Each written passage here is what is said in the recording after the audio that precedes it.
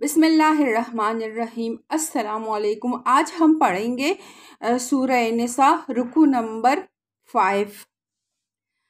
اللہ چاہتا ہے کہ تم پر ان طریقوں کو واضح کرے اور انہی طریقوں پر تمہیں چلائے جن کی پیروی تم سے پہلے گزرے ہوئے صلح کرتے تھے۔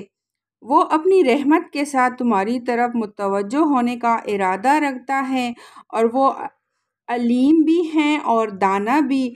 ہاں، اللہ تم پر رحمت کے ساتھ توجہ کرنا چاہتا ہے، مگر جو لوگ خود اپنی خواہشات نفس کی پیروی کر رہے ہیں وہ چاہتے ہیں کہ تم راہ راست سے ہٹ کر دور نکل جاؤ۔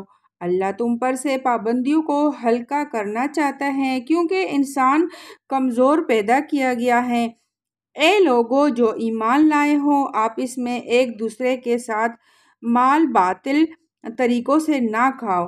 لین دین ہونا چاہیے آپس کی رضامندی سے اور اپنے آپ کو قتل نہ کرو۔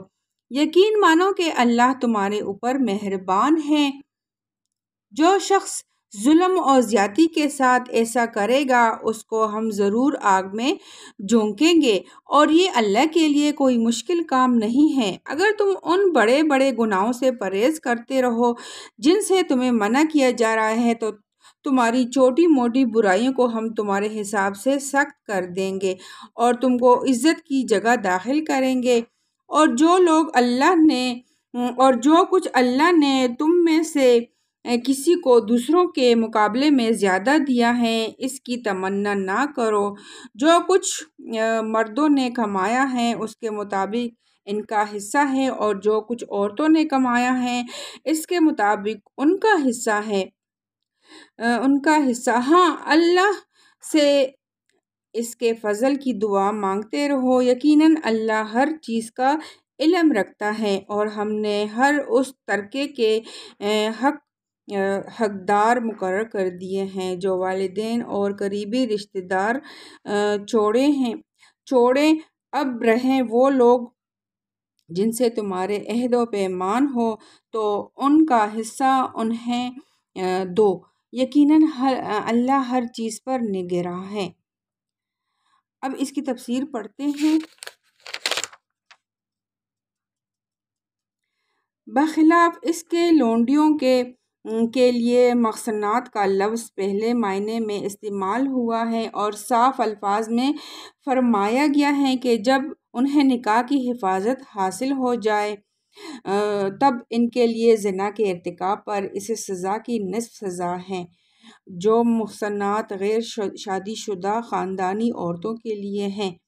باطل طریقوں سے مراد وہ تمام طریقے ہیں جو خلاف حق ہو اور شرعاً وہ اخلاقاً ناجائز ہو۔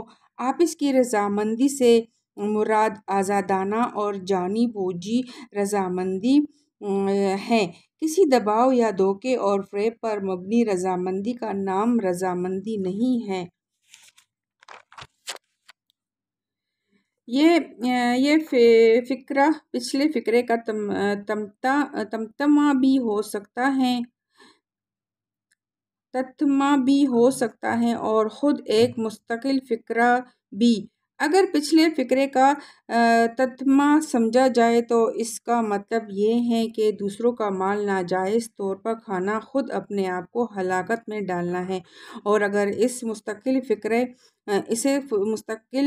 فقرہ سمجھا جائے تو اس کے دو معنی ہیں، ایک یہ کہ ایک دوسرے کو قتل نہ کرو، دوسرے یہ کہ خودکشی نہ کرو۔